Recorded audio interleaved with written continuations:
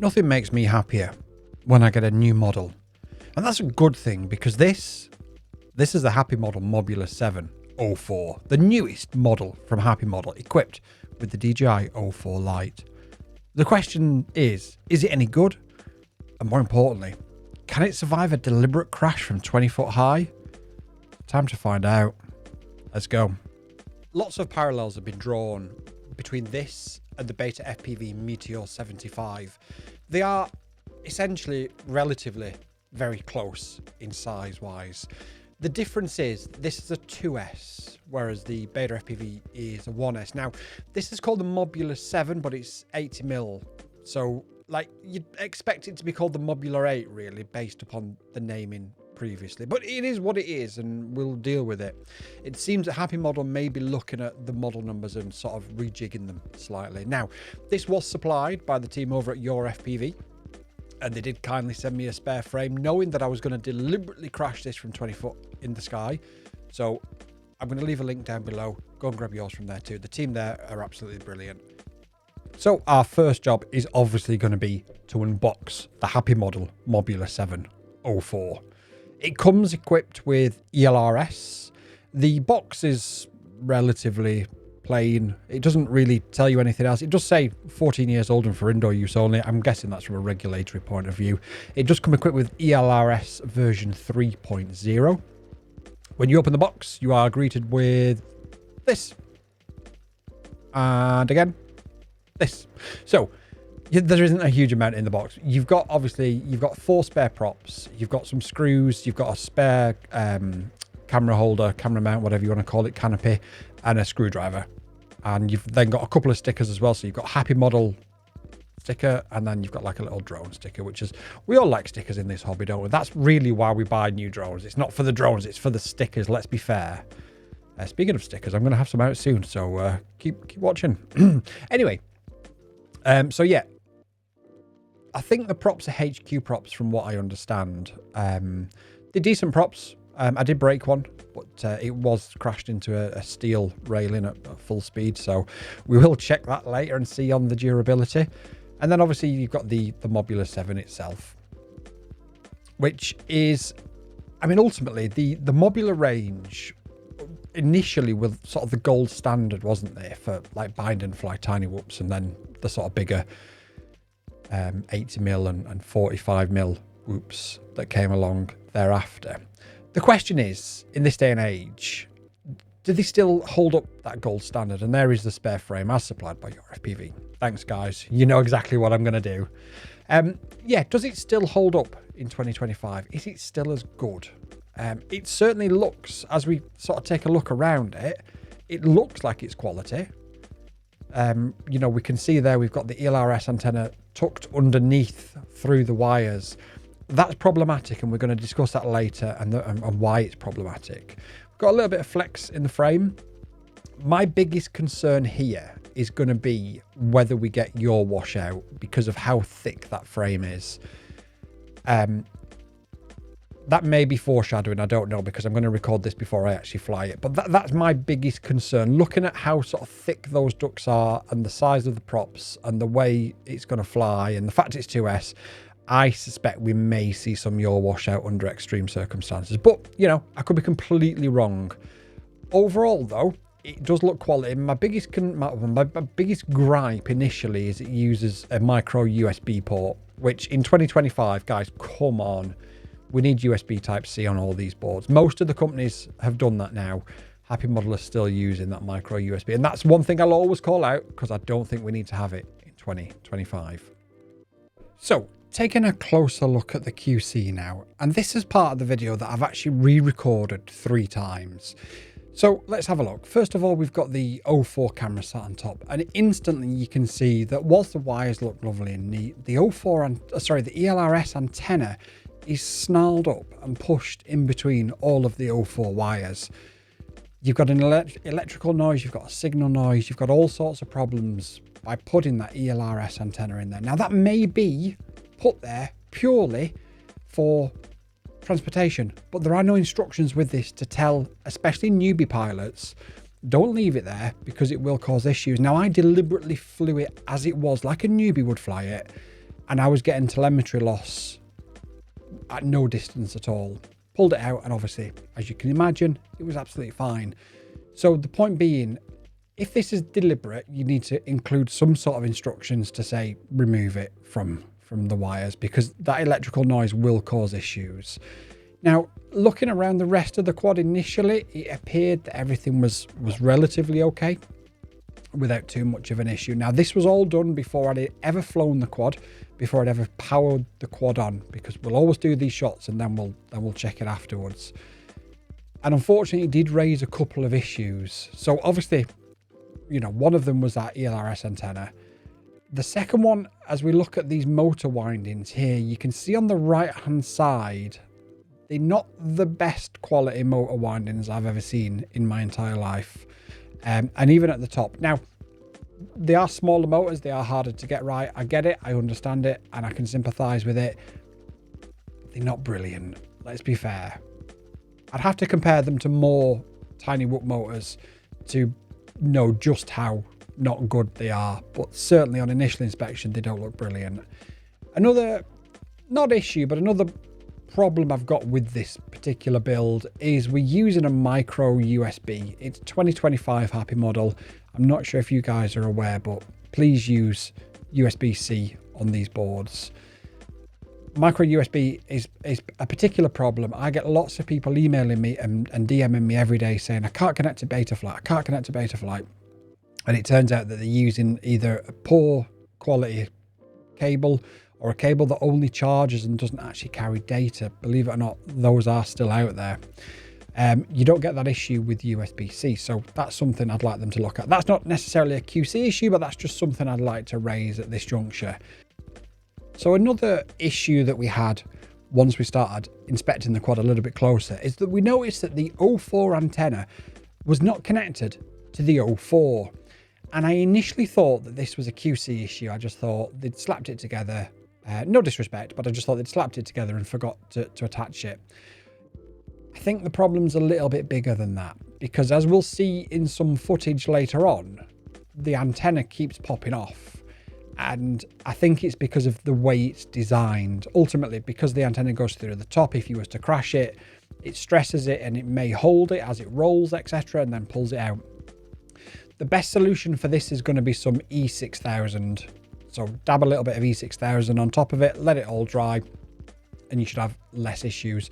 You may also want to cable tie the top of the antenna down a little bit so it just takes off the slack. So just remove the slack and then cable tie it.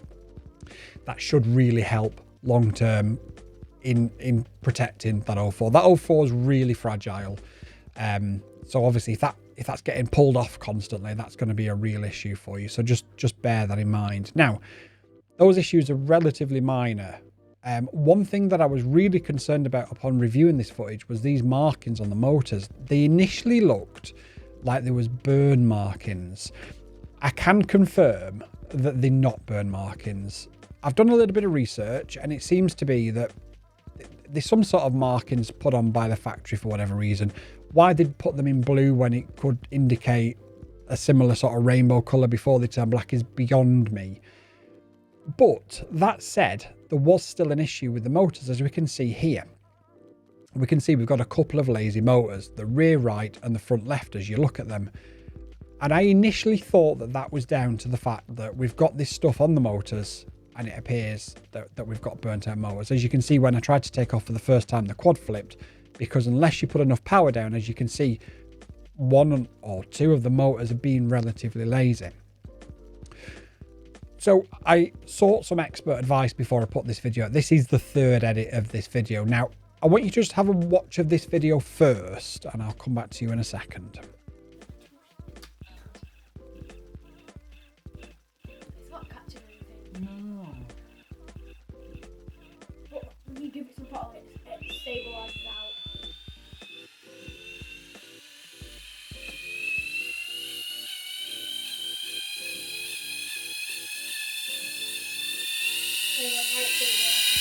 Do me a favour, mate. Don't talk so I can get the sound on the camera. So with the fact that we've now confirmed that the motors don't appear to be the problem, we've managed to wipe it off with some IPA and it looks fine.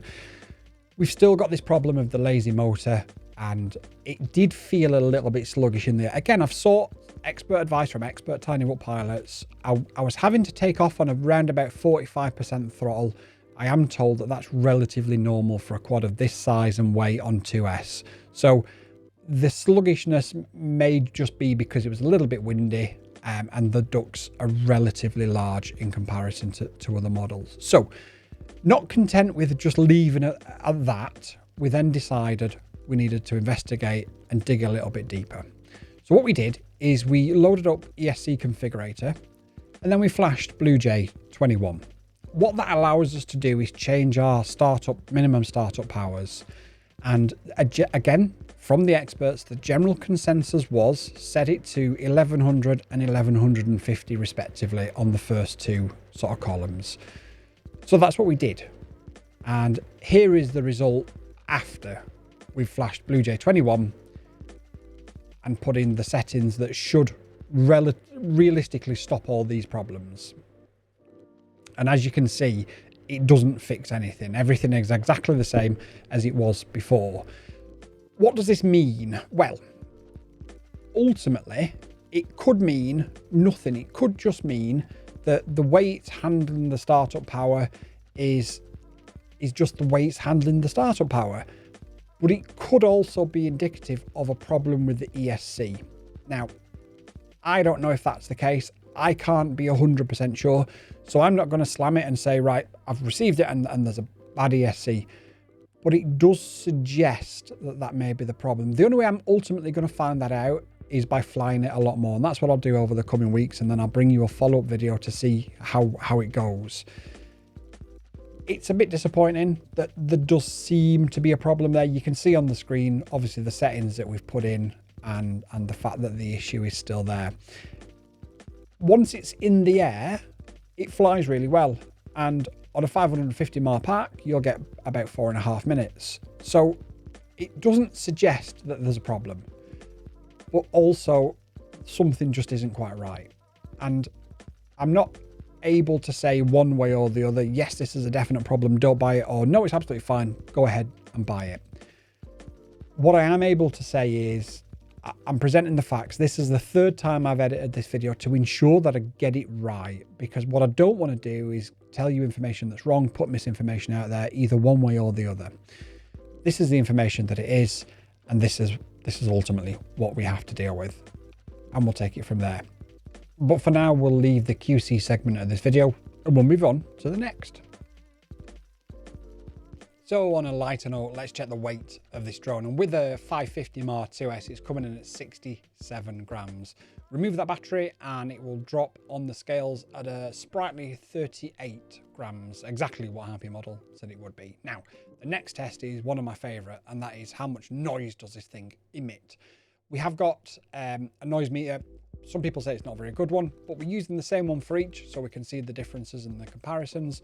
And this peaks out at 74 decibels here in the studio. Now, how do we bind it to the O4? Sorry, how do we bind an O4 to our Goggles 3? It's quite simple. You power on the quad, you power on your goggles.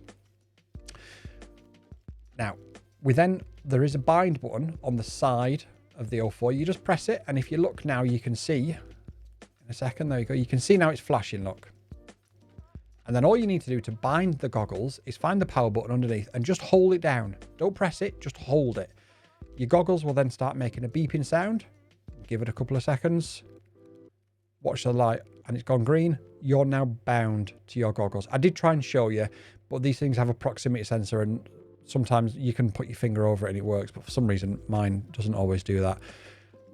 We are now bound to our O4. The next thing we're going to need to do is we're going to need to activate the O4. And the first job that you're going to need to do, obviously, is plug in a normal USB Type-C into the O4 unit on top of the Mobula. Then you need to select DJI Assistant to consumer drones. If you haven't powered your drone on, it's going to give you this screen offering to update the firmware. This doesn't activate the drone. You are still going to need to do another step if you've done it this way. Now, the reason it's done this is because I haven't powered on the drone before plugging it in, or at least that's the way it works for me. I don't know if it works that way for everybody else. It seems a really bizarre way of doing it by DJI, but ultimately if you plug it in without a battery, it will update it. But if you plug it in without a battery, it won't activate it. So we'll go through this. It doesn't take very long, and I'm just going to speed it up for a second, and we'll be back. So once it says update complete, plug your drone in, reconnect it, and then you'll get this activation screen, and away you go. It'll ask you to put your email in. Obviously, I won't show that bit to because I'm actually not using. I'm using a personal email address, so I need to change that. And then it's done, and then it'll bring you back to this screen, and you can just quit, and away you go. Now, your next job is going to be how to bind the ELRS receiver, and obviously check your Betaflight settings. Now, what I am going to do is I'm going to teach you guys all how to add a bind phrase really, really easily in a specific video. But for now, I'm going to keep it really simple and tell you to plug it and unplug it 3 times. And if you look underneath, you can see the light double flashing. There you go. Now, that means it's in bind mode. What you then do is you grab your controller, you press your Lua script. In fact, if we just give it a second here. And then scroll down to bind. It's slightly out of focus, I do apologize. And then if you look in the top right hand corner, it goes to C and says it's connected. And you'll also get an audio cue saying telemetry received or telemetry recovered.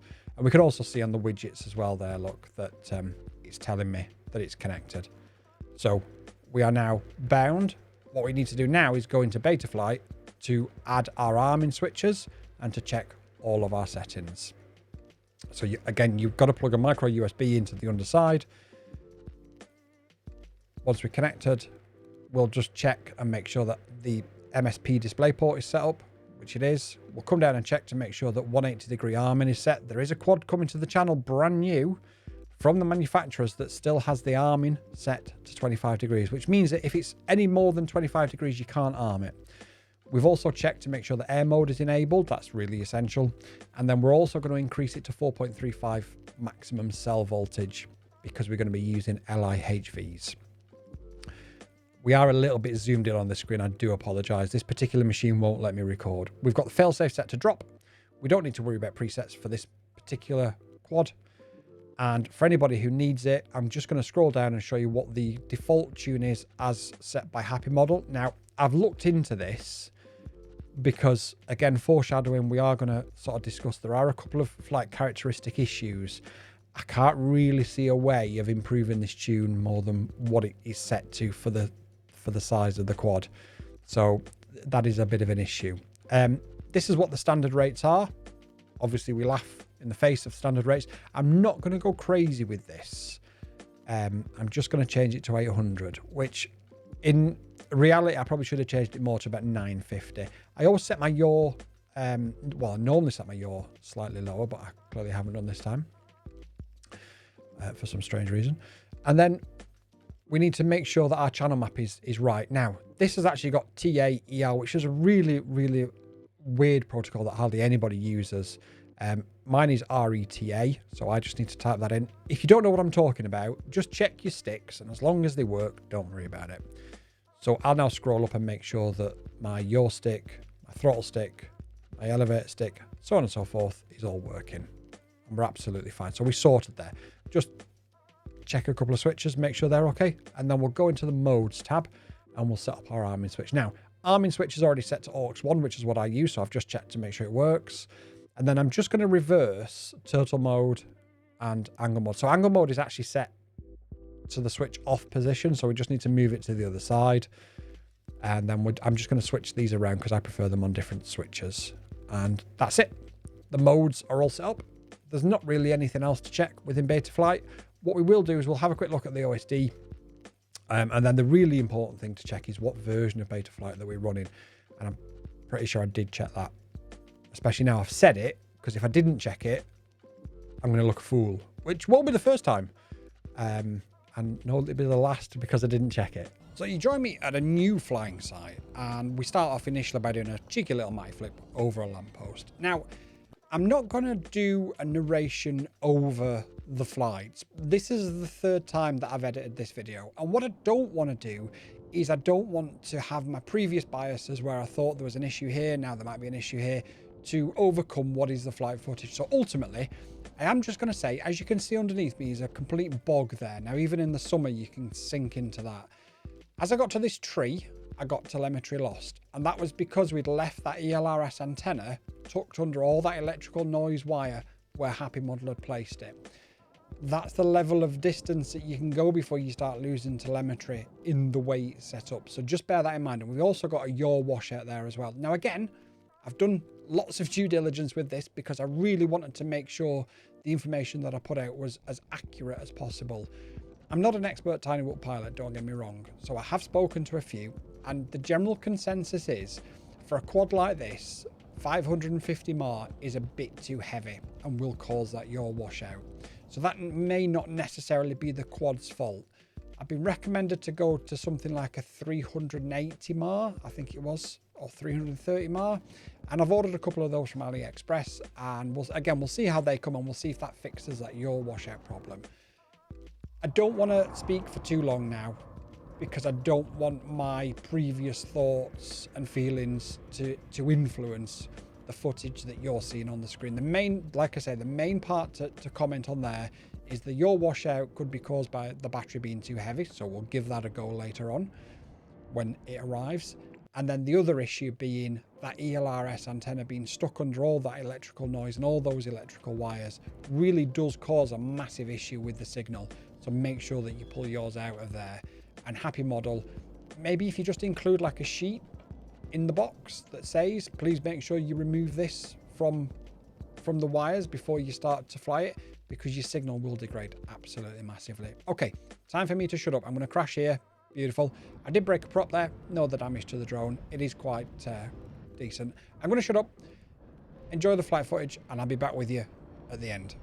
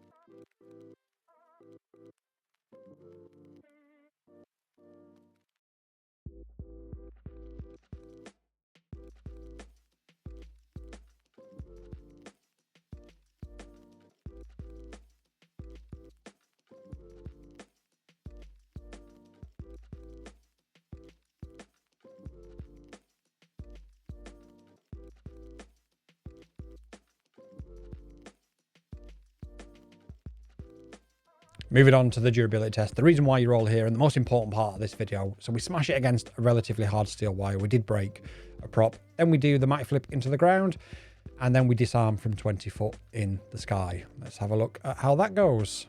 Yeah, I'm recording. Yeah. So we're going to disarm from about 20 foot. So high. Oh! So we've just recovered the Mobula7 O4 from the 20 foot crash.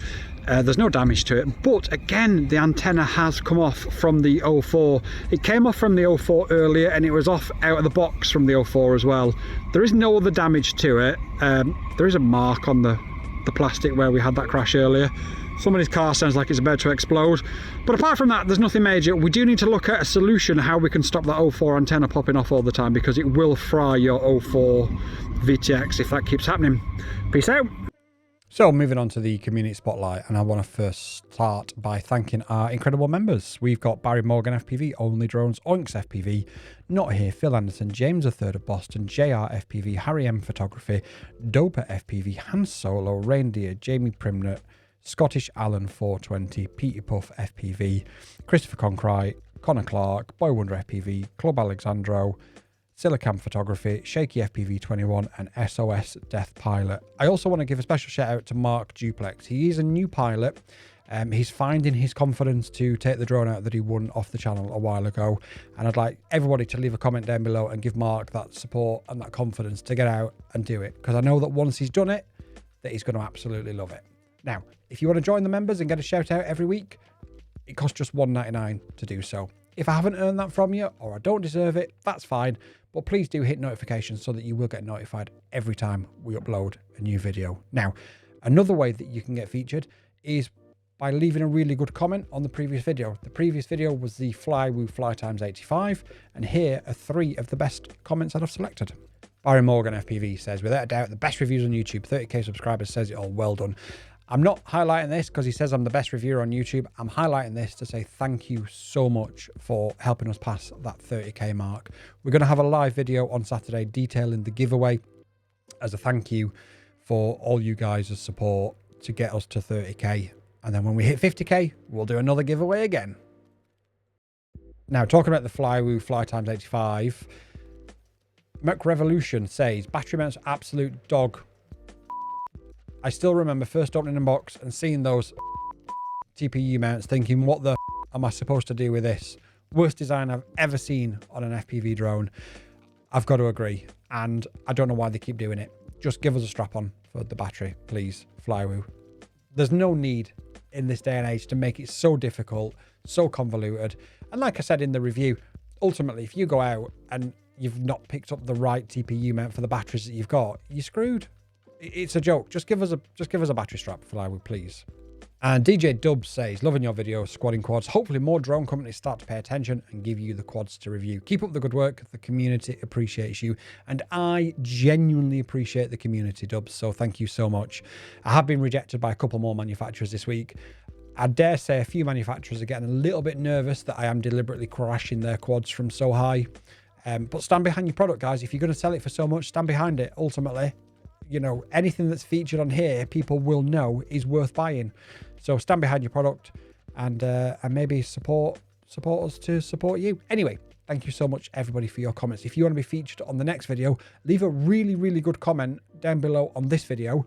Leave it as soon as you can, because I'm going to be recording the next video shortly after this one goes live. So do leave a comment as quick as you can. Make it as good as you can, funny, whatever. Just make it stand out, and I'll pick 3 for the next video, and you'll get featured on the next community spotlight. Now, let's find out if this drone's worth buying.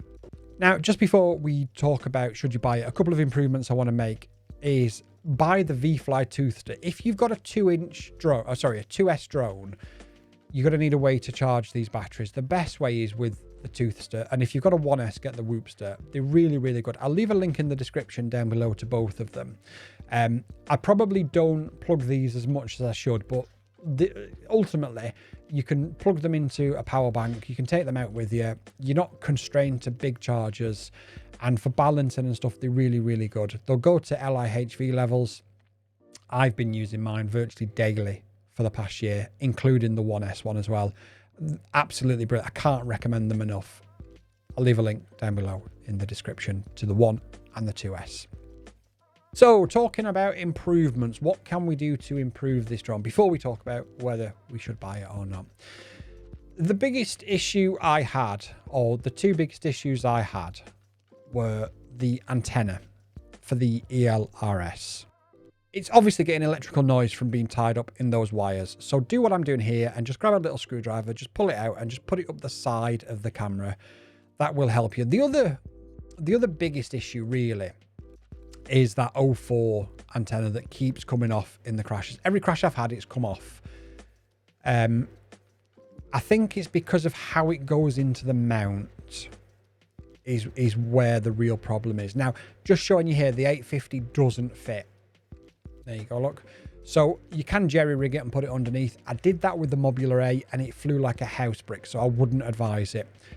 For battery wise, I think the best mix for more cinematic flying and less freestyle is going to be the 550 mAh 2S lihv. If you want to do more freestyle and avoid that yaw washout, as per the people I've spoken to, you need to be looking at something like a 380 mAh 2S lihv from GNB. Those are generally speaking the sort of best two batteries for this, depending on what it is that you actually want to do, whether it be freestyle or whether it be more sort of cinematic cruising.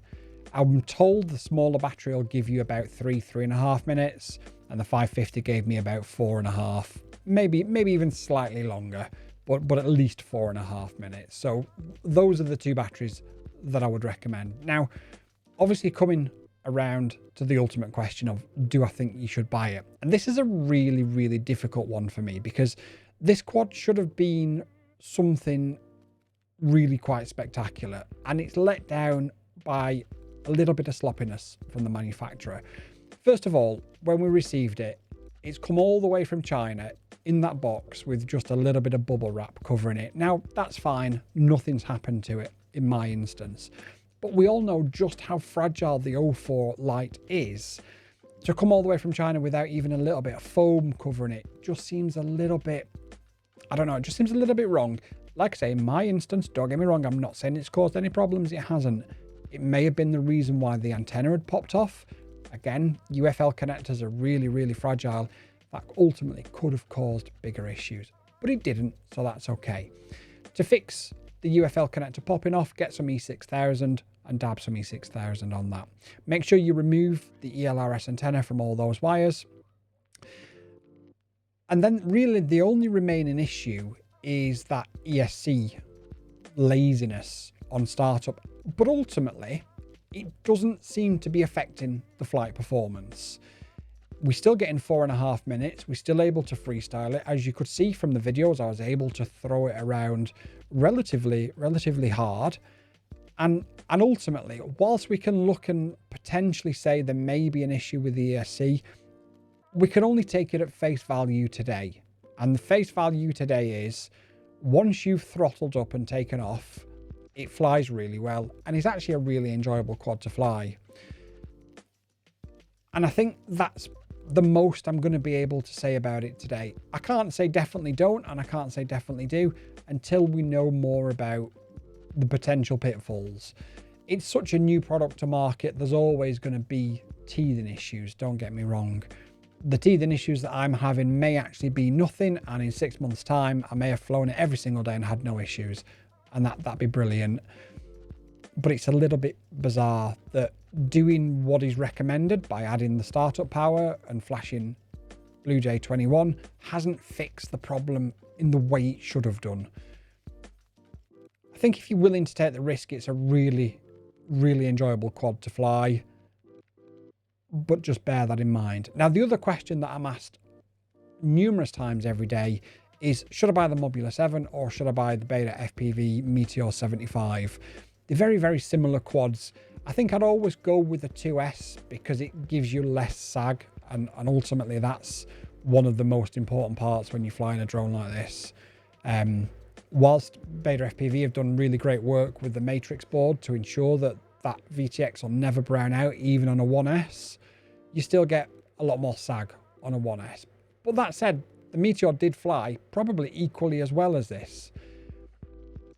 I think ultimately it's going to be a choice that you're going to have to make. I've presented all the facts, I've done all the due diligence, and I've re-edited this video 3 times. Ultimately, whether you want to buy it now is down to you. If you do want to buy it, I'm going to leave a link to your FPV down below. If you're in the UK, please use them. They are one of the best stores out there. I think you should watch this video in the end screen now, because trust me, you'll like it. Or you might hate it, but just watch it anyway.